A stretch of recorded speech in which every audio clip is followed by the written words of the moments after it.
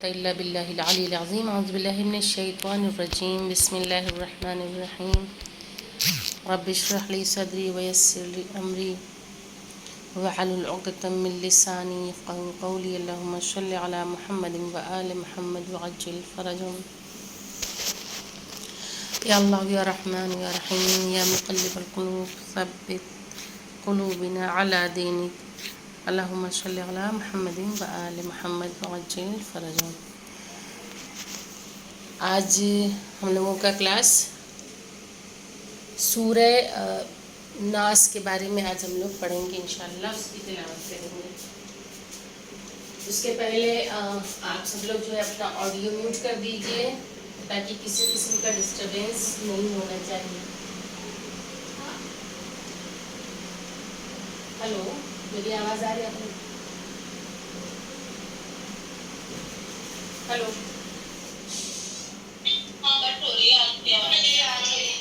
آئی ابھی voice clear ہے کہ نہیں؟ اوکے ٹھیک ہے، تو میوٹ کر دیجیے. درس کا آغاز کرتے ہیں. سب سے پہلے ہم لوگ الحمد کی تلاوت کر لیں. اعوذ باللہ من الشیطان الرجیم. بسم اللہ الرحمن الرحیم. الحمد للہ رب العالمین الرحمن الرحیم مالک یوم الدین ایاک نعبد و ایاک نستعین اهدنا الصراط المستقیم صراط الذین انعمت علیہم غیر المغضوب علیہم ولا الضالین. صدق اللہ العلی العظیم. آج ہم لوگ سورہ ناس کے بارے میں پڑھیں گے. سورہ توحید کی تفسیر ہو گئی الحمدللہ. سورہ فلق کی ہم لوگوں نے کل پڑھ لی اور آج ہم سورہ ناس کی انشاءاللہ پڑھیں گے اور اس کی سب سے پہلے ہم لوگ تلاوت کریں گے، پھر اس کے بعد آگے ہم لوگ اس کے بارے میں جانیں گے. تو تلاوت سے آغاز کرتے ہیں. اعوذ باللہ من الشیطان الرجیم. بسم اللہ الرحمن الرحیم. قل اعوذ برب الناس ملک الناس الہ الناس من شر الوسواس الخناس الذي يوسوس في صدور الناس من الجنة والناس. صدق اللہ العلی العظیم. یہ سورہ ناس کی تلاوت رہی. اس کا ترجمہ ہم لوگ دیکھتے ہیں کہ اس میں پروردگار عالم ہم سے کیا ارشاد فرما رہا ہے. تو سب سے پہلی جو آیت ہے، بسم اللہ الرحمن الرحیم، بنام خدائے الرحمن الرحیم. قل اعوذ برب الناس، اے رسول کہہ دیجئے کہ میں انسانوں کے پروردگار کی پناہ چاہتا ہوں. ملک الناس، جو تمام لوگوں کا مالک اور بادشاہ ہے. الہ الناس، سارے انسانوں کا معبود ہے. من شر الوسواس الخناس، شیطانی وسواس کے شر سے جو نام خدا سن کر پیچھے ہٹ جاتا ہے. الذی یوسوس فی صدور الناس، اور جو لوگوں کے دلوں میں وسوسے پیدا کرتا ہے. من الجنۃ والناس، وہ جنات میں سے ہو یا انسانوں میں سے ہو. عزیزان گرامی، اس کی جو ہم لوگوں نے اس کے معنی دیکھے ہیں تو اس کے اندر پروردگار عالم کس طریقے سے، آواز نہیں آ رہی میری؟ اب آئی؟ دھیرے دھیرے. اچھا اب آئی؟ ہیلو، نہیں مس.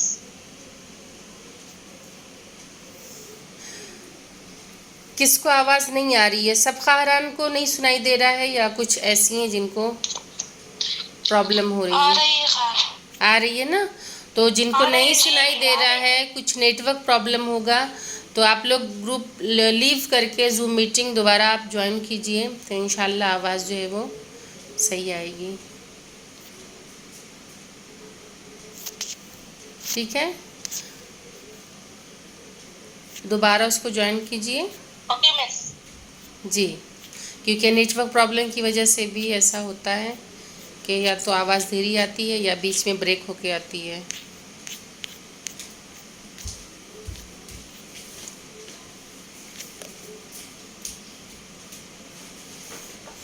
سب لوگ آ گئے؟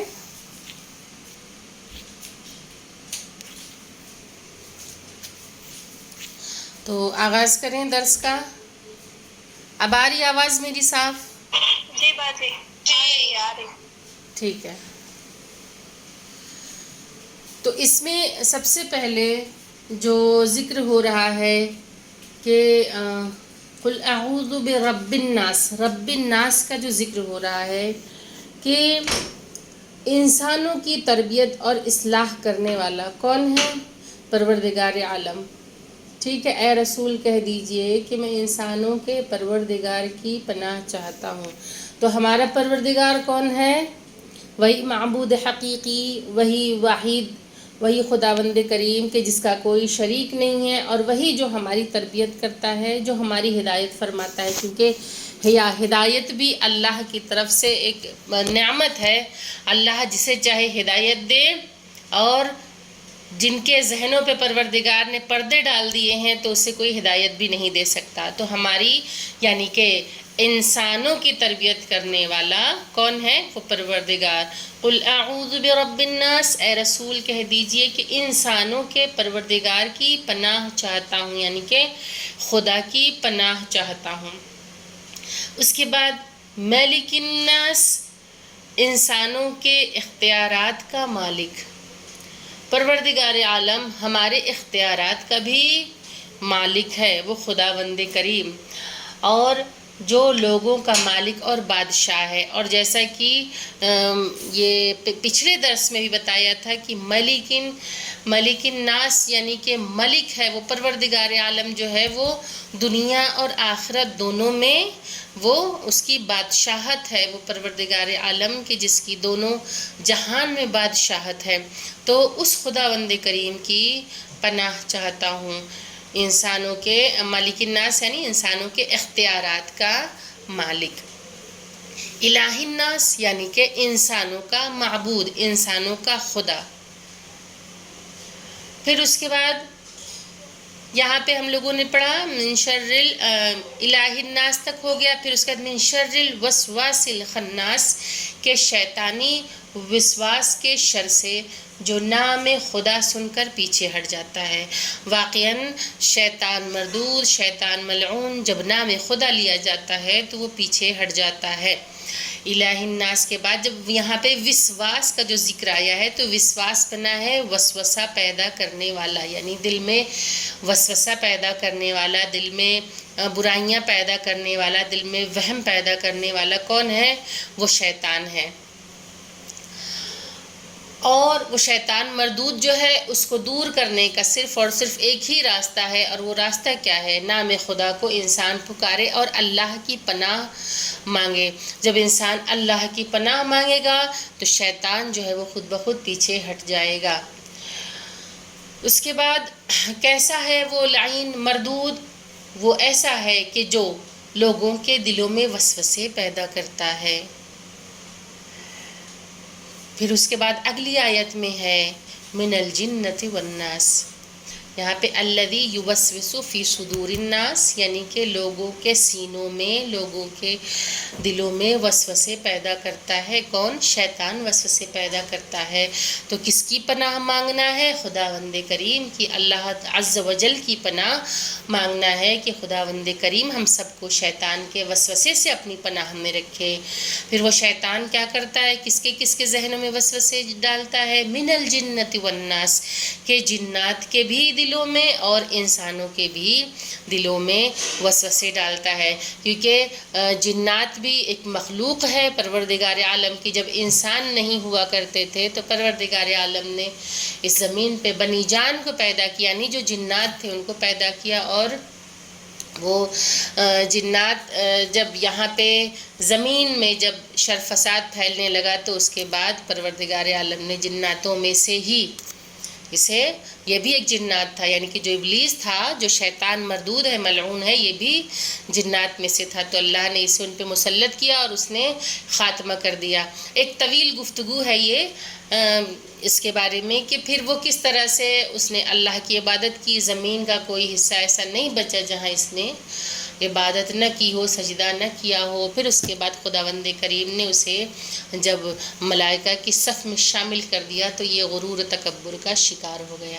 اب دیکھیے اس کی برائی کہاں سے شروع ہوتی ہے، اس کی سرکشی کہاں سے شروع ہوتی ہے کہ جب اللہ نے اس کو فرشتوں کی صف میں کھڑا کر دیا، یہ فرشتوں کے ساتھ رہنے لگا جنت میں، وہاں پہ جب یہ رہنے لگا تو اس نے کیا کہ اس میں غرور آ گیا۔ ایک دن ایسا بھی آیا کہ جب فرشتے جو تھے وہ سب بالکل گھبرائے ہوئے تھے، بالکل حیران و پریشان تھے، اور ایک دوسرے سے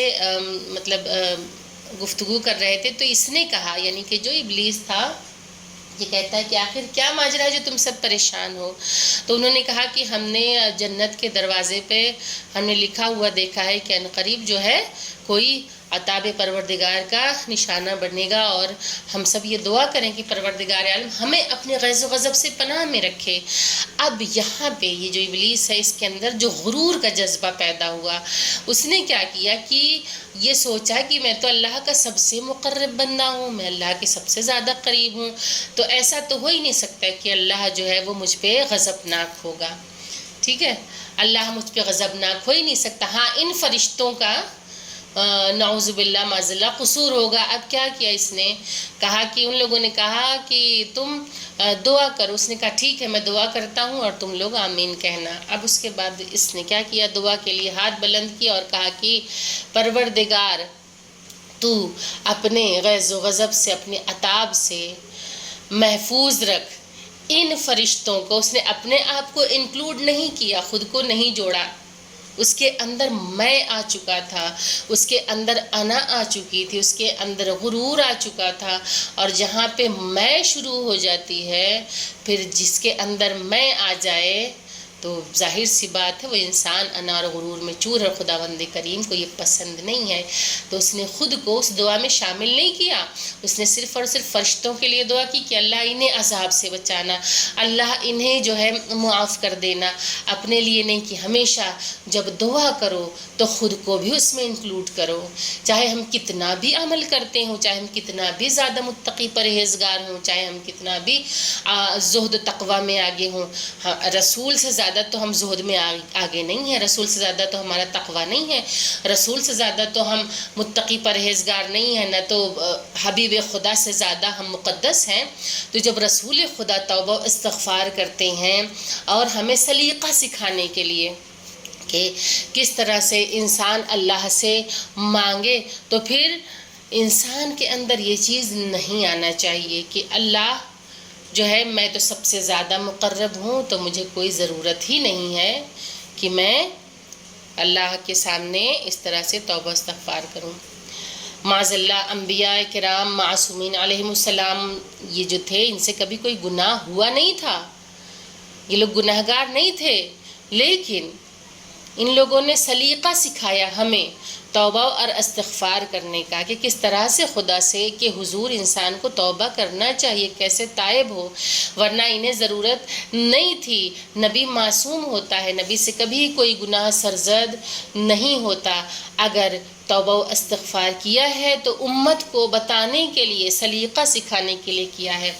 اچھا اب یہاں پہ کیا ہوا، جو شیطان مردود تھا، جو ابلیس تھا، اس نے جب دعا کی تو اپنے آپ کو اس نے انکلوڈ نہیں کیا، جب خود کو انکلوڈ نہیں کیا اس میں دعا میں، اب اس کے بعد جب پروردگار عالم نے آدم علیہ السلام کا جب پتلا بنایا ہے اور بنانے کے بعد کہا ہے کہ جب میں اس میں روح پھونکوں تو تم سب سجدے میں چلے جانا، اب یہاں تمام فرشتے کیا کر رہے ہیں؟ اطاعت کر رہے ہیں کس کی؟ پروردگار عالم کی، اور سب سجدے میں چلے گئے. لیکن یہ ابلیس مردود کہ جس کے گلے میں اللہ نے قیامت تک لعنت کا طوق ڈال دیا ہے، اس کے اندر اس قدر غرور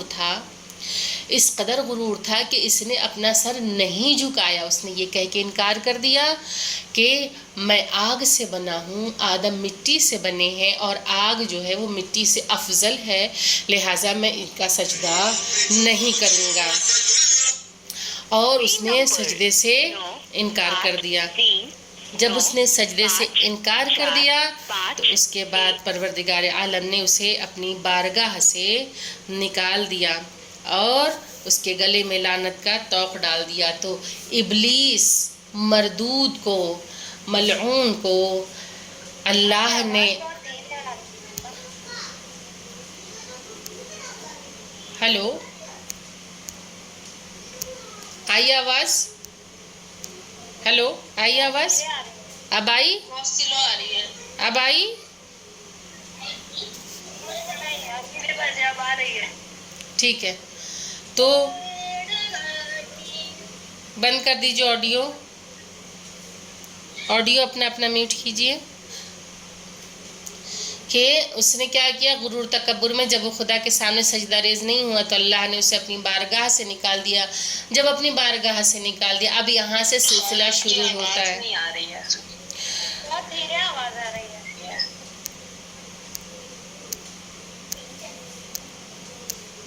ہلو آئی؟ اب آئی؟ اور اب کیا؟ پھر سے جوائن کیجیے میٹنگ، آواز نہیں آ رہی ہے. میٹنگ پھر سے جوائن کیجیے.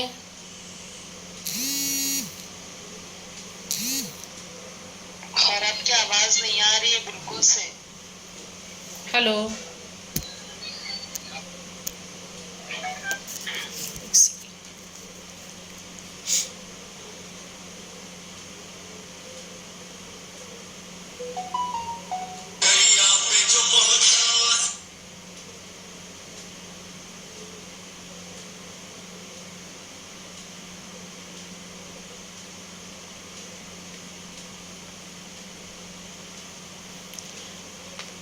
ہلو ہیلو اب آواز آئی؟ بار بار نیٹ ورک کا ایشو ہوتا ہے تو اس کی وجہ سے. ابھی آ رہی ہے. اب آ رہی ہے، نہیں آ رہی تھی آپ کی آواز. اوکے ٹھیک ہے، ٹائم بہت زیادہ نہیں بچا ہے تو آپ لوگ اپنا آڈیو میوٹ کیجئے، پھر ہم اس کو آگے بڑھاتے ہیں. نیٹ ورک کا ایشو ہو جاتا ہے تو اس کی وجہ سے وائس جو ہے وہ کریک ہونے لگتی ہے. خیر، تو شیطان مردود جو تھا اس نے جب سجدہ نہیں کیا تو اللہ نے اسے اپنی بارگاہ سے نکال دیا. اب یہاں سے ابتدا ہوتی ہے. اب یہاں سے یہ شر پھیلانے والا، یہ لوگوں کے دلوں میں وسوسے پیدا کرنے والا، یہ جو ہے تمام تر برائیوں پہ لوگوں کو اکسانے والا، یہیں سے آغاز ہوتا ہے اس کا. جب اللہ نے اپنی بارگاہ سے نکال دیا قیامت تک کے لیے، جب لعنت کا طوق ڈال دیا، تو اس نے بھی اللہ سے ایک وعدہ کیا کہ پروردگار میں نکل تو رہا ہوں یہاں سے، لیکن میں لوگوں کو بہکانا نہیں چھوڑوں گا، میں انہیں ان کے راستے سے بھٹکاؤں گا اور تا قیامت میں ان کو بھٹکاؤں گا. اور ہر انسان کے ساتھ یہی وجہ ہے کہ ہر انسان جب ایک بچہ پیدا ہوتا ہے تو ابلیس کے یہاں بھی اس کی بھی نسل میں اضافہ ہوتا ہے، اور ہر بچے کے ساتھ اس کے لگا ہوا ایک نسل ابلیس بھی لگی ہوئی ہوتی ہے جو اسے بہکاتی ہے. تو یہاں سے جب آغاز ہوا، اللہ نے کہا کہ ٹھیک ہے تو نکل جا میری بارگاہ سے، لیکن تو مشرق مغرب شمال جنوب کہیں سے بھی شیطان جو بہکائے گا، لیکن اللہ نے اپنے بندوں کے لیے جو راستہ کھلا چھوڑا ہے وہ سجدے کا راستہ کھلا ہوا ہے، کہ جہاں انسان اپنا غرور، اپنا تکبر، اپنی انا کو سائیڈ میں رکھ کے جب خدا کے سامنے سجدہ ریز ہو جاتا ہے تو پروردگار عالم سے وہ قریب ہو جاتا ہے. اور جب انسان اللہ سے قریب ہوتا ہے، جب خدا کی پناہ میں جاتا ہے تو نام خدا سے شیطان جو ہے وہ دور بھاگتا ہے. تو شیطان کیا کرتا ہے؟ انسانوں اور جناتوں دونوں کے دلوں میں وسوسے پیدا کرتا ہے، کیونکہ اللہ نے قرآن میں فرمایا وَمَا خَلَقْتُ الْجِنَّ وَالْإِنسَ إِلَّا لِيَعْبُدُونَ کہ میں نے انسان اور جنات کو اپنی عبادت کے لیے خلق فرمایا۔ تو شیطان کا کیا کام ہے؟ انسانوں کو بھی بہکاتا ہے اور جناتوں کو بھی بہکاتا ہے۔ جس طرح انسانوں میں اچھے اور برے لوگ پائے جاتے ہیں، اسی طرح جنات میں بھی اچھے اور برے لوگ پائے جاتے ہیں۔ تو اس سے اللہ کی پناہ میں انسان کو ہمیشہ خداوند عالم کی پناہ مانگتے رہنا چاہیے۔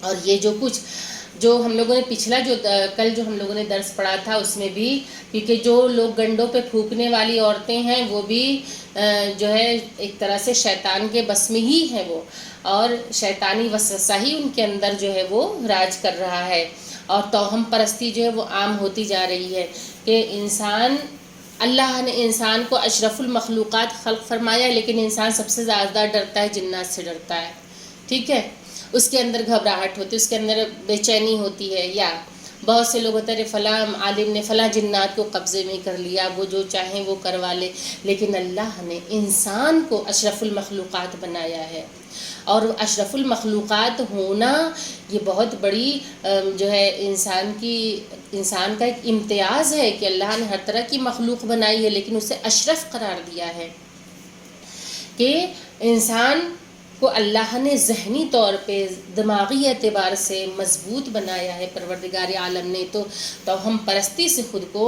بچاتے رہنا چاہیے، اور یہاں پہ کہ پروردگار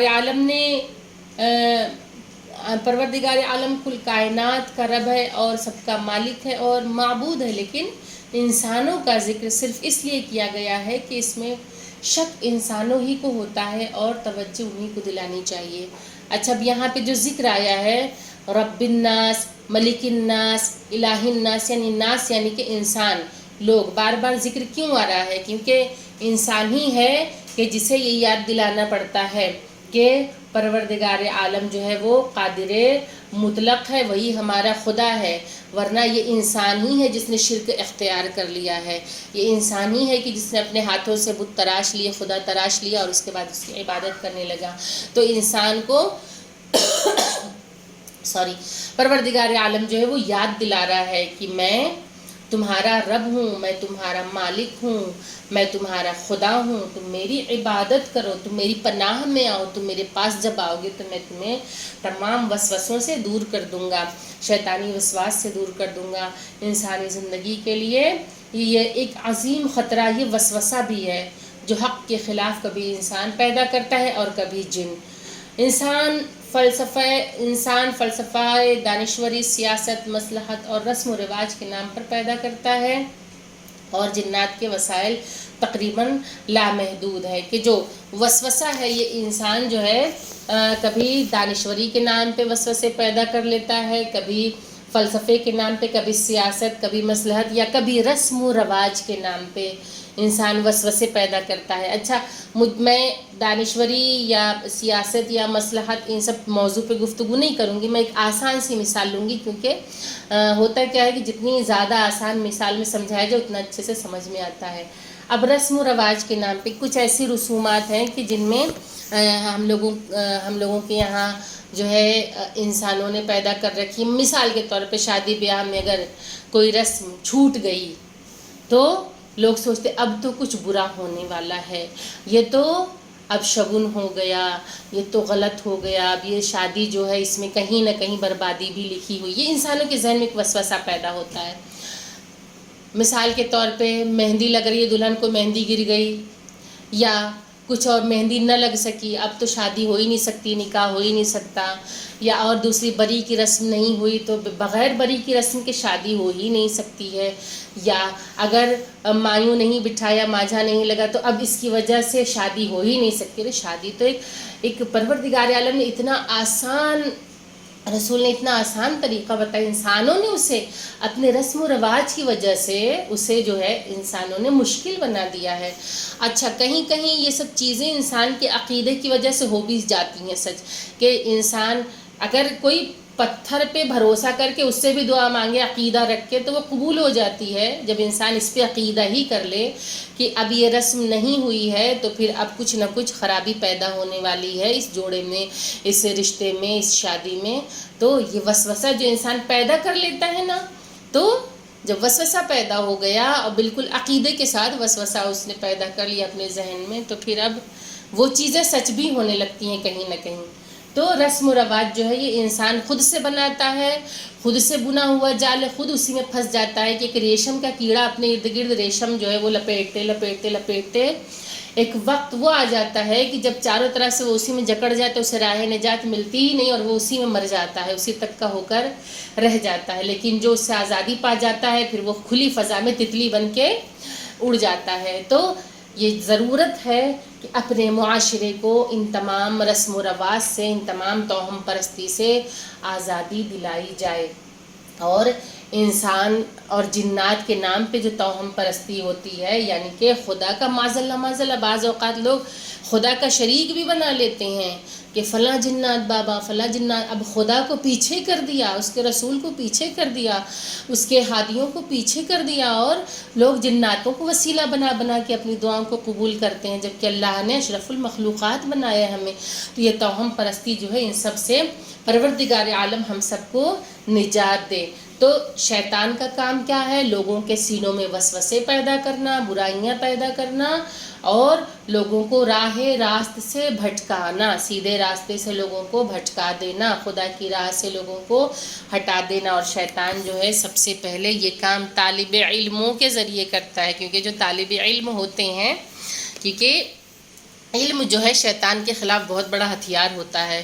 اور جب کوئی اگر جہالت کی طرف چلا جائے تو ظاہر سی بات ہے وہ شیطان کے چنگل میں بہت آسانی سے آ سکتا ہے. کہ ایک جاہل کی عبادت اور ایک عالم کی عبادت میں فرق ہوتا ہے. ایک عالم جب عبادت کرتا ہے تو پروردگار عالم کو لائق سجدہ جان کے کرتا ہے، اس کی معرفت کے ساتھ کرتا ہے. لیکن ایک جاہل جب عبادت کرتا ہے تو وہ یہ سوچ کے کرتا ہے کہ بس ہمارا یہ ڈیلی روٹین ہے، ہم کو نماز پڑھ لینا ہے، ہاں اللہ موجود ہے اور اللہ کے سامنے ہم کو سجدہ کرنا ہے، اور یہ اللہ نے یہ ہر مسلمان پہ فرض ہے، بس اتنا سمجھ کے وہ عبادت کرتا ہے. لیکن جب ایک عالم عبادت کرتا ہے، کہ علم والا انسان جب عبادت کرتا ہے تو وہ اللہ کو اس قابل سمجھ کے اس کو حاضر و ناظر جان کے سجدہ کرتا ہے. ایک چھوٹی سی مثال کے بعد میں بات ختم کروں گی، کیونکہ وقت جو ہے وہ بہت لیمیٹڈ ہوتا ہے، 40 منٹ میں کلاس اینڈ ہو جاتی ہے. تو ایک عالم عبادت گزار ہے اور ایک جاہل عبادت گزار ہے. اب ہم لوگ فرق دیکھتے ہیں کہ ایک وقت ایسا آیا کہ شیطان مردود جو تھا اس نے کیا کیا کہ اس نے سوچا کہ یہ عالم جو ہے یہ عبادت گزار ہے، یہ بہت زیادہ عبادت کر رہا ہے، تو چلو اس کو ہم بہکاتے ہیں. اس نے ایک پریکٹیکل اپنے چیلوں کو کرانے کے لیے کہا، دیکھو عالم کو بہکانا مشکل اور جاہل کو بہکانا جو ہے وہ بہت آسان ہے. تو اس نے، اس کے چیلوں نے کہا اچھا وہ کس طرح؟ اس نے کہا چلو میں تم کو مثال بتاتا ہوں. اب گیا وہ ایک عالم دین کے پاس، جب عالم کے دروازے پہ گیا دق الباب کیا، اور اس کے بعد میں اندر سے آواز آئی کون؟ تو شیطان مردود جو ہے وہ کہتا ہے کہ میں ہوں اور میں جبریل ہوں، مجھے اللہ نے تمہارے پاس بھیجا ہے اور میں براق لے کر آیا ہوں، تم اس پہ بیٹھو اور چلو معراج پہ. اب عالم جو ہے وہ سوچتا ہے کہ معراج تو صرف رسول کو ہو سکتی ہے، براق تو صرف رسول خدا کے لیے آ سکتی ہے، اور معراج پہ رسول خدا ہی جا سکتے، یہ عام انسانوں کے بس کی بات نہیں ہے. تو ایک مرتبہ اس نے کہا کہ تو شیطان مردود ہے، دور ہو جا میری نظروں سے، میرے دروازے سے دوبارہ تو آنا مت. شیطان وہاں سے مایوس ہو کے چلا گیا. اب جاہل عبادت گزار کے پاس گیا، عبادت دونوں کر رہے ہیں، عالم بھی عبادت گزار، جاہل بھی عبادت گزار ہے. اب جب جاہل کی عبادت جب اس عابد کے پاس پہنچا ہے، دق الباب کیا، تو اندر سے آواز آئی کہ کون ہے؟ تو اس نے کہا کہ میں جبریل ہوں، مجھے اللہ نے بھیجا ہے، میں براق لے کے آیا ہوں، اللہ نے تمہیں معراج سے بلایا. اب یہ جو عبادت گزار جاہل یہ بڑا خوش ہوا کہ ارے واہ، اب تو میری عبادت کا صلہ اللہ نے مجھے دے دیا، اور براق جو ہے وہ میرے لیے بھیج دی، جبریل میرے لیے آ گئے، مجھے معراج پہ اب جانا ہے. اب یہ بڑا خوش جلدی سے اس نے دروازہ کھول دیا آؤ بھگت کی. اور شیطان نے کیا کیا کہ اسے بٹھا دیا خچر پہ، हाँ बुराक की शक्ल में पेश करके खच्चर पे बिठा के शहर का पूरा चक्कर लगा दिया, और पूरी रात चक्कर लगाने के बाद उसे ले जाके मज़बला गंदगी यानी कि कूड़े के ढेर पे फेंक दिया। अब जब सुबह इस जाहिल इबादत गुजार की जब आँख खुली है तो उसने अपने आसपास जब बदबू महसूस की तो उसने कहा ये मैं कहाँ आ गया हूँ। जब उसने देखा तो वो कहाँ मज़बले में पड़ा था, गंदगी में पड़ा था, और उसके पास बुराक नहीं बल्कि खच्चर था। तो शैतान किस तरह, शैतान के लिए बहकाना, एक जाहिल को बहकाना बहुत ज़्यादा आसान होता है बनिस्बत एक आलिम की यानी कि इल्म वाले के। एक छोटी सी मिसाल के ज़रिए मैंने अपनी बात वाज़े की, और अगर आप लोगों को कुछ समझ में ना आए तो आप लोग पूछ सकती हैं, और दर्स के बारे में आप लोग अपना फ़ीडबैक ज़रूर दिया करिए। और ये दर्स जो है ये अपलोड हो जाएगा यूट्यूब पे, तो आप लोग इसको इत्मीनान से भी सुन सकती हैं, और इसको लाइक शेयर भी करिएगा, सब्सक्राइब भी करिए। उसके अलावा आप लोग जो है अपना फ़ीडबैक ज़रूर दीजिए इसे। और अल्लाह की बातों को नश्र करना ये बहुत बड़ा सवाब है, और जितना हो सके हमारा काम में, मेरा और आपका काम, हम चूँकि हम इस चीज़ से जुड़े हुए हैं, हम अल्लाह की परवरदिगार आलम के कलाम के बारे में गुफ्तगू करते हैं और हम इससे जुड़े हैं, तो हमारा ये काम है कि हम इसकी तबलीग भी करें और इसे नश्र करें और बताएं। जितने ज़्यादा लोग चाहें इससे जुड़ सकते हैं, और इस किताब को सीखना और सिखाना, लोगों को तालीम देना बहुत बड़ा अजर व सवाब रखता है। व आखिरु दावान अनिल हम्दुलिल्लाहि रब्बिल आलमीन, अल्लाहुम्मा सल्लि अला मुहम्मद व आलि मुहम्मद व अज्जिल फरजहुम। परवरदिगार आलम हमारी इस कलील सी मेहनत को, कलील से अमल को कसीर बना के कबूल फरमाए, आमीन या रब्बल आलमीन। जी खारान, आप लोगों को कुछ पूछना है, कुछ कहना है? टाइम हो चुका है 2:36। और आपने कहा था कल दर्स आ जाएगा यूट्यूब पे, बट आया नहीं। आ गया बेटा, आपने देखा नहीं? दर्स आ चुका है, आप चैनल पे देखिए, ज़हरा क्लासेस चैनल पे आप चेक करिए, दर्स आ चुका है, अपलोड हो चुका है। आप लोगों ने देखा? बाकियों ने? जी मैम देखा। जी जी बिल्कुल, आप लोग उसको देखिए, उसको सुनिए, जो ना समझ में आए आप लोग उसके बारे में पूछ सकती हैं। ठीक है, दर्स अच्छे से समझ में आ रहा है आप लोगों को? हाँ जी चलिए अल्हम्दुलिल्लाह, अल्लाह का शुक्र है, क्योंकि मेन चीज़ ये है कि कितना समझ में आ रहा है। ऐसा ना हो कि हम लोग बस बोलते रहें और कुछ समझ में ना आए, तो ये चीज़ भी अच्छी नहीं है। तो ये बहुत खुशी हुई, और आप लोगों को अगर किसी किस्म की दिक्कत हो तो आप लोग ज़रूर पूछिएगा। ठीक है, अस्सलाम वालेकुम, खुदा हाफिज़। इसके बाद खारजिया जो है वो आप लोगों का क्लास लेंगे इंशाअल्लाह। खुदा हाफिज़।